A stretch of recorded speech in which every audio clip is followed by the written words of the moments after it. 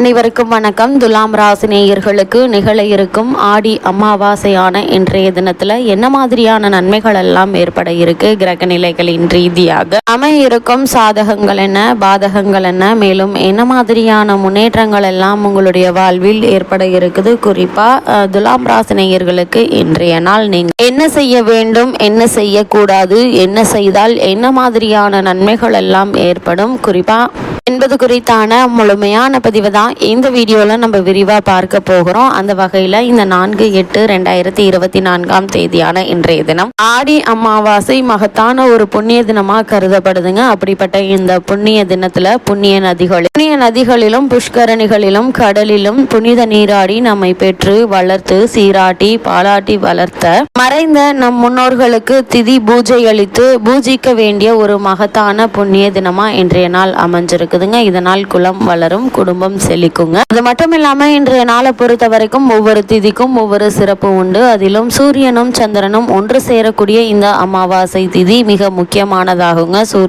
சூரிய பகவான் பித்ருக்காரகன் ஆகிய தந்தை வழியை குறிப்பவன் என்றும், சந்திர பகவானை பொறுத்த வரைக்கும் மாத்திருக்காரகன் அதாவது தாய் வழியை குறிப்பவன் என்றும் போற்றப்படுகின்றனர். இவர்கள் இருவரும் சேர்ந்து இருக்கக்கூடிய அமாவாசை நாளில் மரணம் அடைந்த நம் முன்னோர்களுக்கு தர்ப்பணம் செய்வது மிக விசேஷமானதாக கருதப்படுதுங்க. அதிலும் ஆடி அமாவாசை, மகாலய அமாவாசை, தை அமாவாசை போன்றவை கூடுதல் சிறப்புக்குரிய ஒரு தினமா அமைஞ்சிருக்குதுங்க. மனிதராக பிறந்த ஒவ்வொரும் தேவக்கடன், பித்ருக்கடன் ஆகியவற்றை தவறாது கடைபிடிக்க வேண்டும் என குறிப்பிடப்படுது. இப்படிப்பட்ட இந்த நாளில் நம்மளுடைய முன்னோர்களை நாம் வணங்குவதன் மூலமாக ஏற்பட்டு கொண்டிருக்கும் தடங்கல்கள், தாமதங்கள், திருமண தடைகள், புத்திரபாக்கிய தோஷங்கள் நீங்கி திரு முயற்சியிலேயே நல்ல வளம் கிடைப்பதற்கான சாத்தியக்கூறுகள் அதிகம் இருக்கு என்பதை கிரகநிலைகள் உங்களுக்கு அறிவுறுத்துது.